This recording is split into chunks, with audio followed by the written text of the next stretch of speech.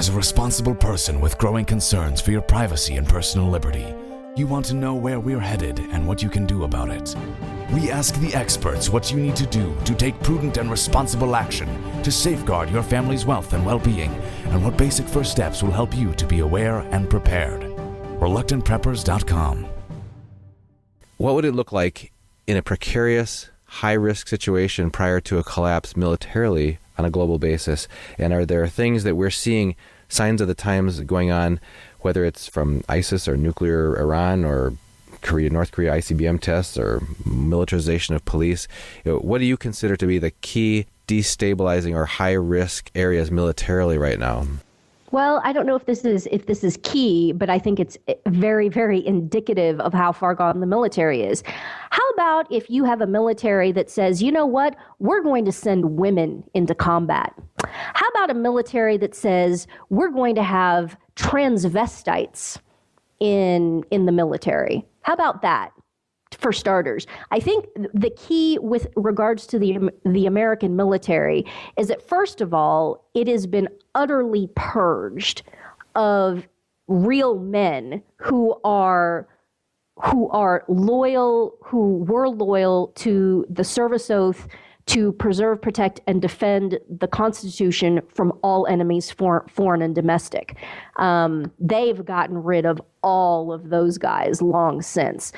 What's left from field grade all the way up? I mean, the flag officer thing has been a complete loss for decades and decades. But now you can even say from the rank of major all the way up, all the field grade officers too. They've purged anyone out of there who has any interest in personal integrity, loyalty to the Constitution, or thinking that their service oath means anything. Those guys are all gone.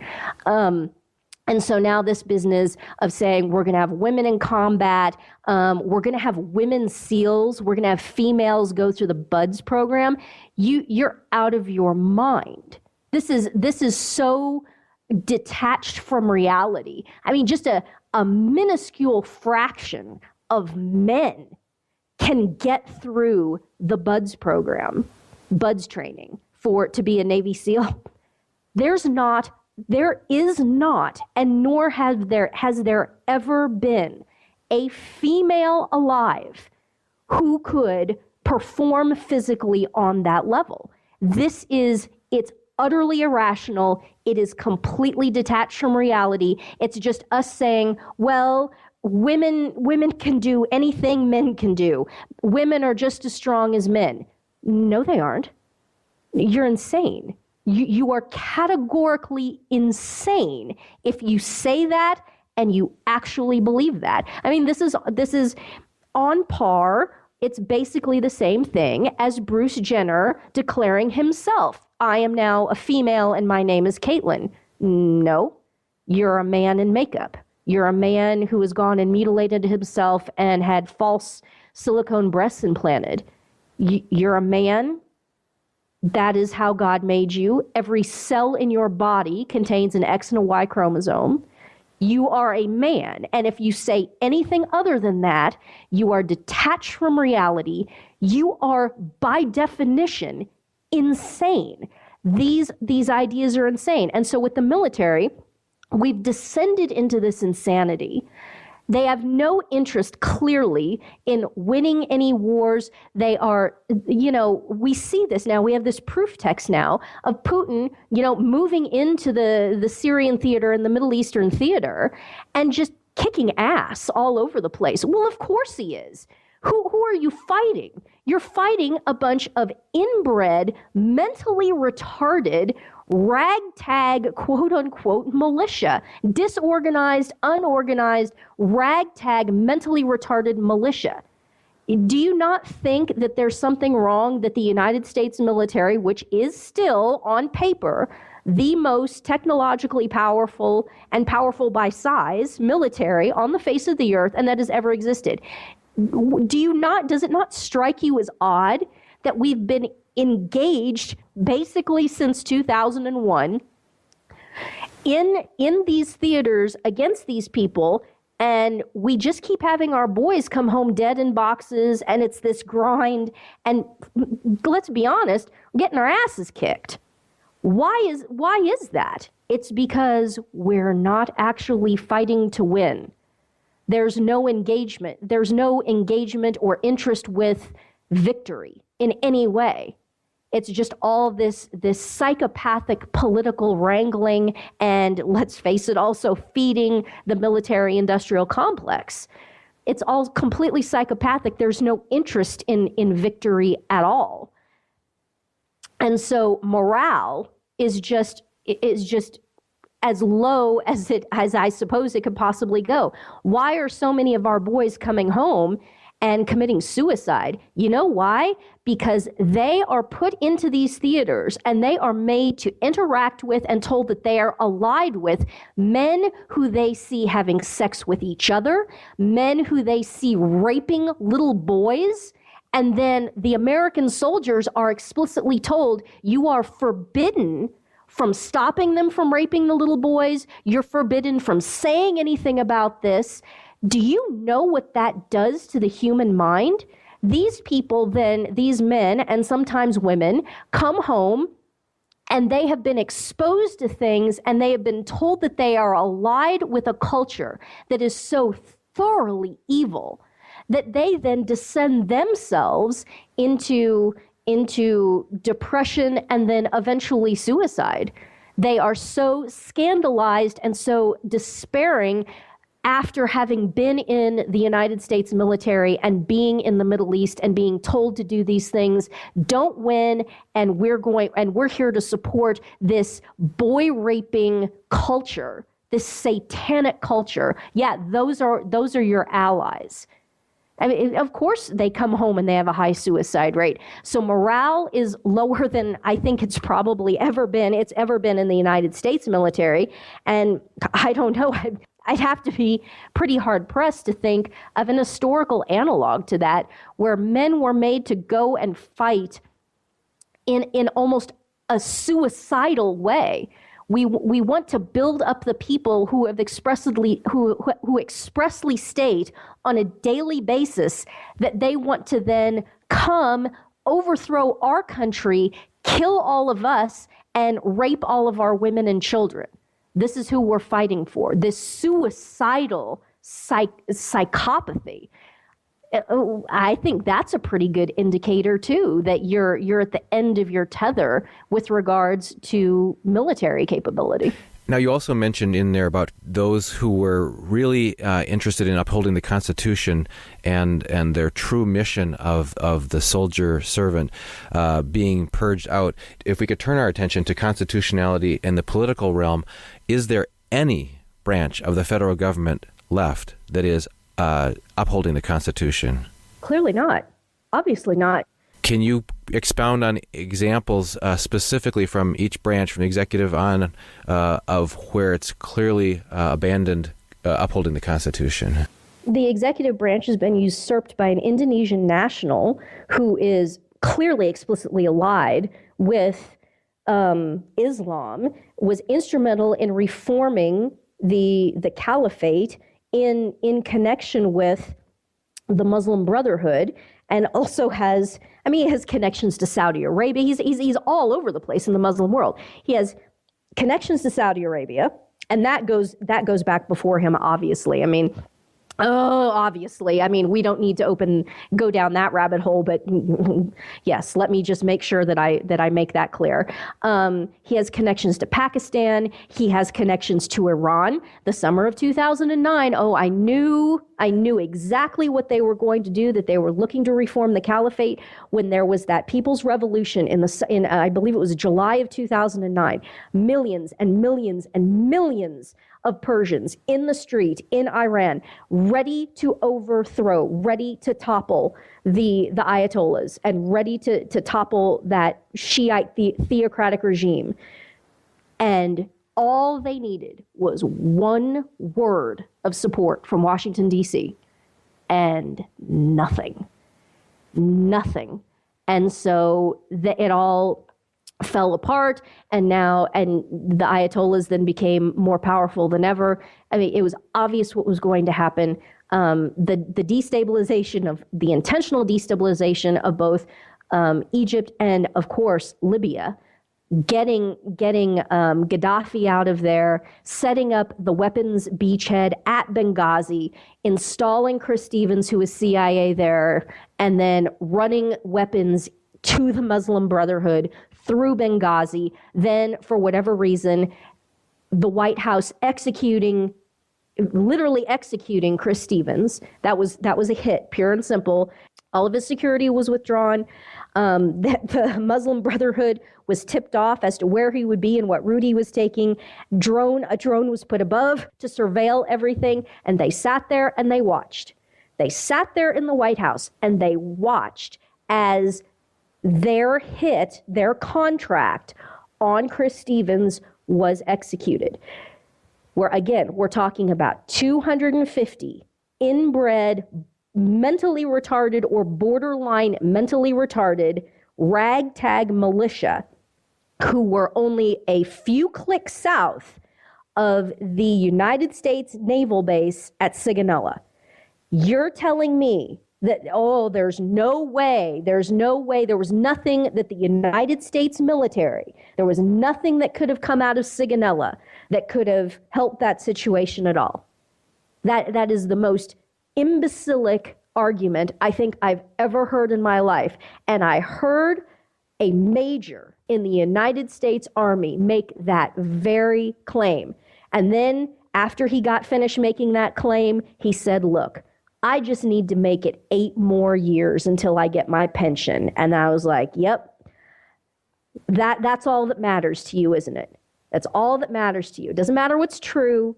It doesn't matter what the Constitution is. It doesn't matter what the rule of law is. All that matters is that you get your freaking pension, Major. I hope he's listening. My contempt for men like that is boundless. Those are the men who history will look back and say, you were at the front lines. You had taken an oath. You had taken a solemn oath to preserve, protect, and defend the Constitution of your country from all enemies, foreign and domestic, and all you cared about was your pension. Despicable. If that is what the men in the United States are made of, if that's the fiber, if that's the cultural fiber of men in the United States, then the United States deserved to be overthrown. It deserved it. So we'll get into that more when we talk about moral edge of collapse of our culture in the next section. Oh, but I should talk about the other 2 branches of government. Okay, so the executive branch is overthrown. Legislative branch, how many years did we go without a budget? And raising the debt limit. It was, how many years was it? 7, 8 years? No budget. All there was continuing resolutions. That's a crime. That's treason. And raising the debt limit over and over and over and over again. It's, capitulating to the executive at every possible turn. And then, of course, the judicial, obviously, the Supreme Court, just, making laws up, the Obamacare, Roberts writing both sides of the Obamacare ruling, the legislating from the bench and all. It's insane. It's absolutely insane. It's everywhere. No one will stand up. No one will say anything. No one will put their career on the line, including, may he rest in peace. But I wrote against Scalia. And saying if he really had the courage of his convictions, he would resign.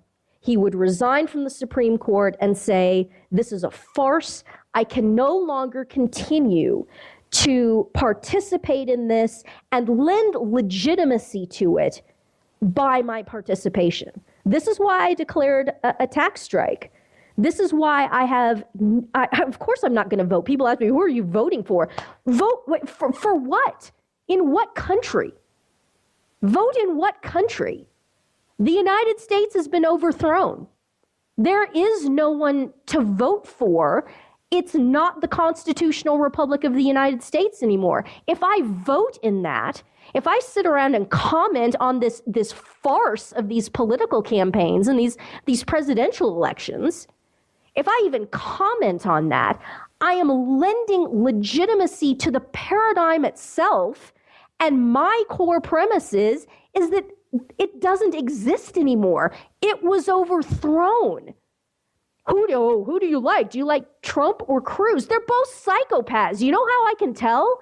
Because they're running for president of the United States. The United States was overthrown. It no longer exists. This is all a farce. Anyone who would want to have anything to do with that godforsaken cesspit in Washington, D.C., anyone who would voluntarily engage that is psychologically and morally unfit to hold public office, period.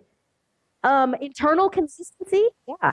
So in areas like that, where do you see the abandonment of the rule of law? You mentioned rule of law a few minutes ago, and when you have leaders, especially at the highest level, just brazenly and with impunity, just sidestepping any evidence that they're going to be held accountable or held to the rule of law, whether it's Clinton regarding Benghazi or anything else, whether it's Obama making executive orders that far outstrip and appointing czars and all that. If there's actual law breaking going on at the highest level, then the word is out then, it seems to be to the population, that we are no longer a governed, ordered society subject to the rule of law. Is that the right way to assess that? Oh, absolutely. The rule of law is dead. And again, tying everything back together, what completely and totally informed me on this, it actually wasn't the Obama usurpation, although that was huge. The final nail in the coffin for me was, of course, the MF Global theft. Okay, there is clearly no rule of law left in this landmass. It's over. And so, yes, the signal that all of this sends to these diabolical narcissist psychopath oligarchs is that these people out here, all 330 million of them, they are all completely whipped. And you can do anything to them, anything, and they're not going to so much as lift a finger back against you because they are so effeminate and they are so whipped.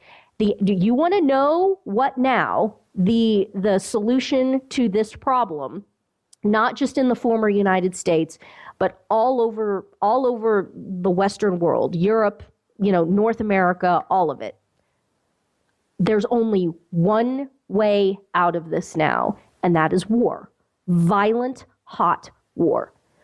One of the reasons why I started screaming and yelling years and years and years ago is because we still had time.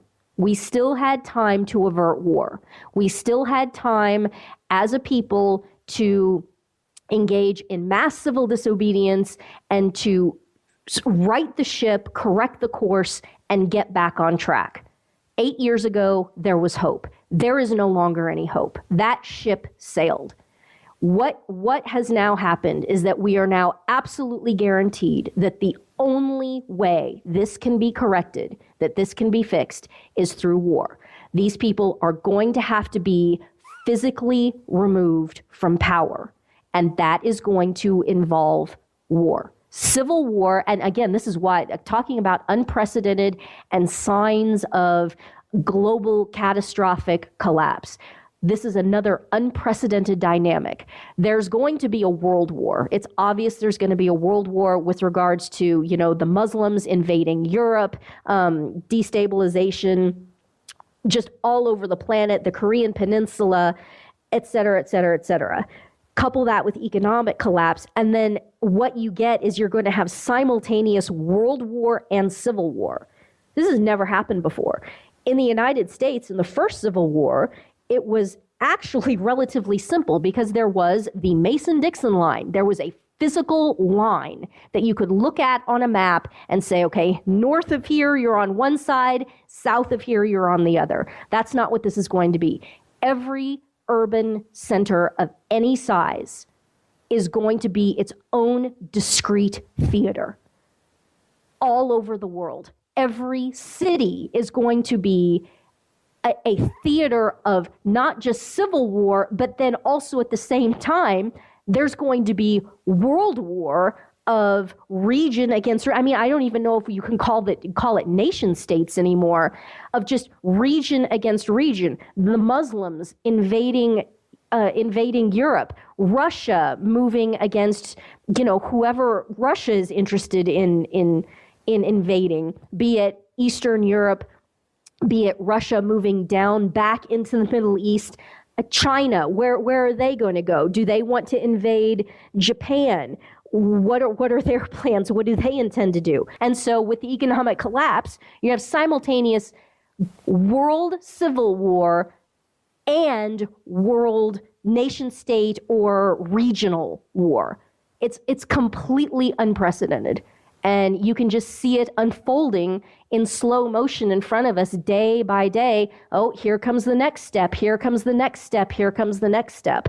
And in the face of that, you're pointing out that we have a population that has been conditioned and trained and miseducated through political correctness and other forces to be so averse to engaging, to fighting the good fight, to standing up for themselves, for their children, even for their unborn children, that there's not the demonstration, that there's the fiber and the courage, the fortitude to stand up in an organized way or with a cultural strength of tradition or whatever, because we've been so lulled into dependency, servitude, and the culture of nice that people, and just distracted, as you mentioned, you were criticizing military officers too distracted by their pensions, but aren't we all subject to that same temptation, is to be so subject to our accommodation to comfort, convenience, and all the fruits of the 747, as you put it earlier,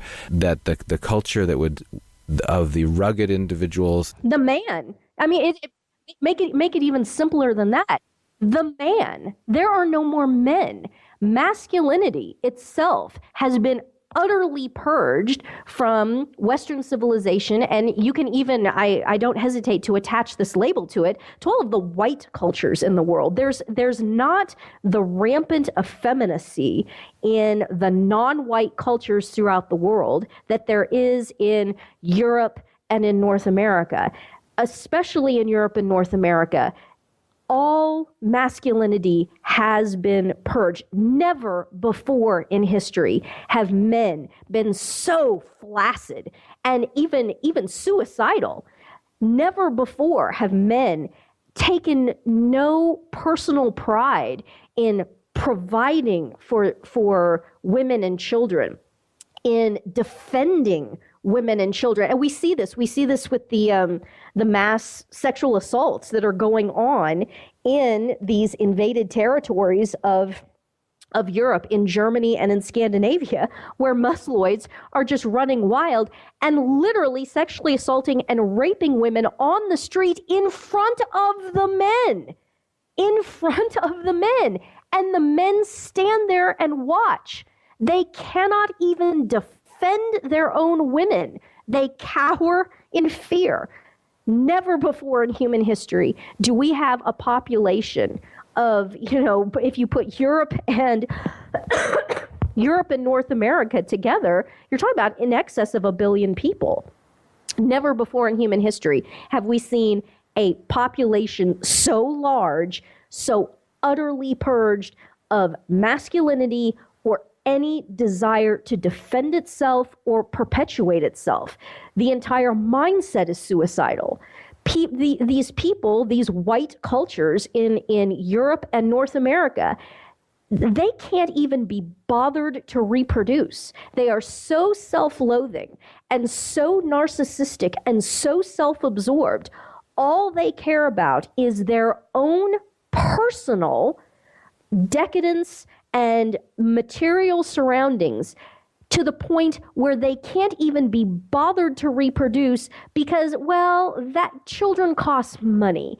And we'd rather have the disposable income for ourselves and not even reproduce. That mindset, and I know it's hard for a lot of your listeners to believe this because this contraceptive mentality is so thoroughly ingrained in the American culture that you can't even believe that having lots of children and perpetuating not only the species in general, but your own DNA up until now, up until within the last less than a century, 50 years, having lots of kids and perpetuating your DNA was like one of the top priorities in life. It was one of the top priorities in culture to have lots of kids and perpetuate. And that's completely lost. We just don't even have any interest in that anymore. Can't be bothered. And you're leading us into exactly where I wanted to go next, which is the moral verge of collapse of society, or the presence of collapse. Actually, you mentioned earlier when you were talking about the lack of virile men. The word virtue has the same Latin root, vir, which means manly, powerful, and courageous. And so we're talking about the lack of virility. Is what you've been talking about in the past. Let's shift that to talking about the lack of virtue and how those two are inextricably linked. We certainly have had as part of the sexual revolution, you mentioned contraceptive mentality, just the scourge of pornography and dependence on it, the number one dark industry that really built the internet, they say, from a financial standpoint. But it's so corrosive to not only the anybody who participates in it or is related to anyone who participates in it, whether it's the marriage relationships or the family relationships, the role modeling, the thought process. And you mentioned men indulging in their self gratification rather than saying, I laid down my life sacrificially. I know you and I are both Roman Catholic, and the idea of following the one model of Jesus Christ as the ultimate example of manliness, of being able to be a sacrificial servant leader. So what has the sexual revolution, abortion on demand, done to led us to on the precipice of collapse? How does that play together? You were already going into that. I just want to share one anecdote. Was our trip to Washington, D.C. We were standing outside, actually waiting in line to get into the Bureau of Engraving and Printing, and right around the corner from there is the Holocaust Museum. Engraved into the stone wall of the outside of the Holocaust Museum, I don't have the exact quote, but it's something to the extent that the world should never forget, that these atrocities should never happen again. And I thought, how utterly ironic is it that I'm in Washington, D.C. with Obama as president, the most pro-abortion president we've ever had, and then all these litany of Planned Parenthood expose videos that have come out over the past half year showing the butchering and sale of unborn babies' body parts, preborn and then the legal system, the machinery of the legal system, the Justice Department coming out to prosecute and to criminally prosecute those who are the whistleblowers about the truth. Rather than the atrocity that's going on. The irony just seems inescapable where this leads us to morally. So if you could just address a bit further, where are we at? What would the hallmarks of a society that's in a pre-collapse state, either from history, or what would you see, the writing on the wall that says that the moral fabric of society is broken down, and where do you see that happening in our society?